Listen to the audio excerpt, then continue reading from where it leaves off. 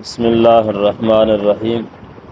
قال النبی صلی اللہ علیہ وسلم افضل الصدقۃ ان تشبع کبدا جائعا۔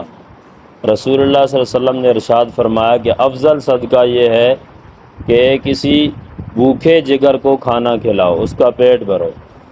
یعنی صدقے کی بہت ساری قسمیں ہیں، اس میں افضل ترین صدقہ یہ ہے کہ کسی بھوکے کو کھانا کھلائے۔ اسی طرح ایک روایت میں ہے کہ اللہ کی مغفرت کو واجب کرنے والی چیزوں میں سے ایک بھوکوں کو کھانا کھلانا ہے۔ اس میں عام ہے کوئی انسان ہو یا جاندار بھی ہو، جیسے روایت میں آتا ہے کہ ایک بدکار عورت نے ایک پیاسے کتے کو پانی پلایا تھا، تو اس کی وجہ سے اللہ نے اس کی بخشش فرما دی تھی۔ اگر مال نہ ہو تو اچھی بات کہہ دینا بھی صدقہ ہے، اچھی بات کسی جگہ لکھ دینا بھی صدقہ ہے۔